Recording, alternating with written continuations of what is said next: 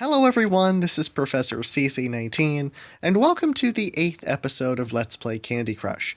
Now I know the 7th episode came out just a few days ago, and the end of it was a little abrupt because level 92 for me was a mini roller coaster of emotion, and I decided to edit that out and end the episode early. So today in episode 8, I'm just going to be finishing this episode. We're going to be playing levels 93, 94, 95. It's going to be a lot shorter, and yeah, that's about it. If you want to see more fun and educational, yeah, I guess I could say the instructional gaming content, which is my walkthroughs, please subscribe. Leave your comments below of what specifically you might want to see for fun plans to do upcoming this summer. Alright, this time I'm going to bring in boosters. I completely forgot to do that for episode 7. And yeah. Alright, we have 45 moves to clear out 49 jelly. We have a lot of licorice. This is the end of the episode Bubblegum Bridge. I'm just going to have some fun and take out all orange and see what that does for this board. I'm going to try and create as much chaos as possible. We concentrated the colors down, trying to take out all this licorice, make specials. Just all this good stuff. Now, I must say, there is something I want to talk about. It's not necessarily funny.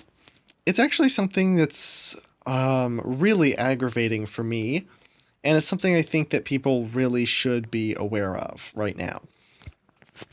Now, in previous videos, I had informative videos about what you should be aware of in our country right now, and universal truths of life, facts, rules, potential, not being afraid to stand up for your beliefs, trying to go after truthful information, credible information so you're not deceived by misinformation. And this statement that I'm going to make in this video is kind of regarding that. In another video for the 4th of July is when I made some of these statements. And I also encourage you to stay home because it is the safest place. At home, when you're not with a lot of people, you can be with your family to celebrate a holiday. But there is a difference, I think, right now between staying home because it's the healthiest place at one particular time and not being willing to go out and live your daily life, to go out for whatever you need.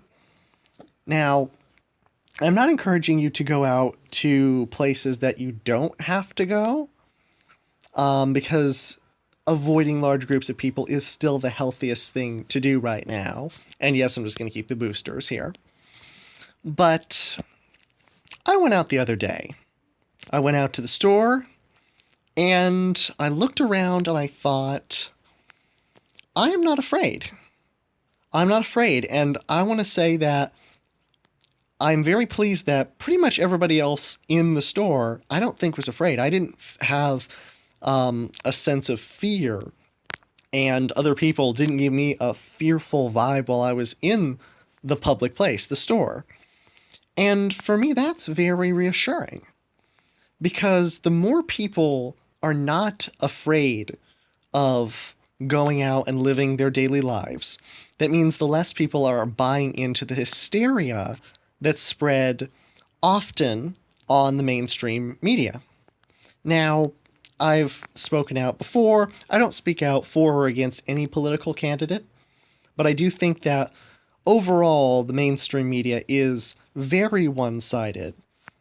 I'm not going to give details about it, but it's pretty obvious by the things that they say and the way they say things. The mainstream news channels that you are very likely to watch. You don't even have to have cable, just generic TV. You know what I mean. But the hysteria that they're spreading in considering cases rather than deaths, how cases are considered, the age group of people who have the virus versus the age group of people who maybe recover, just everything put together. If you were aware of everything, you would be less fearful. And when you think about that, Well, then the next thing to think of is, well, why am I not aware of everything? Why am I not aware of all these other important pieces of information when put together make me not only more informed, but less afraid to live my life, the life that I want to be living right now? And when you ask that question, you could go back to the media and you won't really get any good answers. So, again, I encourage you to go after independent sources, credible sources, search for yourself to find out whether something is true or not, but don't be afraid. Here's a statistic I'll give you. I know that this virus is dangerous and it's unknown, you can't see it, so I will acknowledge that. However, it's very important to know where you stand and that the position you're standing in is a strong one, a strong position, a position that's wise, that will help you in the future. But think about this. There's also been a lot of chaos regarding riots and protests in our country recently, of which you heard about before, but you might not hear about now.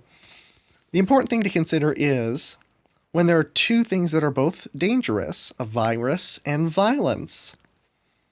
What is more... Oh my. I do not know why that weird blue picture is for my profile. I've been having problems recently. Okay, I'm getting off that. Okay, when you have a virus and you have violence, which is more dangerous? And I looked into some statistics and I found that you are about 6 times more likely to die by getting shot by someone you don't even know than to die because of COVID. 6 times more likely. So be careful of what position you're standing in, whether you're standing with a group of people who want to eliminate the people that are keeping you safe, the majority good people that are keeping you safe, your law enforcement, your protection, people in your community, the people that they are supposedly caring about or cared about before. Again, I'm not naming any names, but when you consider facts rather than just taking any information at face value, it's really eye-opening, I think. So the whole point of this video as I play through these levels is, once again, to encourage you to seek after credible information, not be afraid to live your life, and really, really be clear on the values of who you're supporting, especially in a year as important as 2020, an election year probably as important as ever. Again, it's pretty annoying that things are made to be chaotic in an election year. It's not going to change as far as we know. However, it's very important also that you stay informed and are not fooled by one side or the other. So thank you so much for watching. Thank you so much for sticking around to this point and listening. I hope this was enlightening and or entertaining if you had this on mute and just watch me play these levels. Either way, please subscribe. Leave your comments below about what you think about the play or about the commentary. And I hope you have a wonderful day. Stay safe. And again, thanks so much for watching.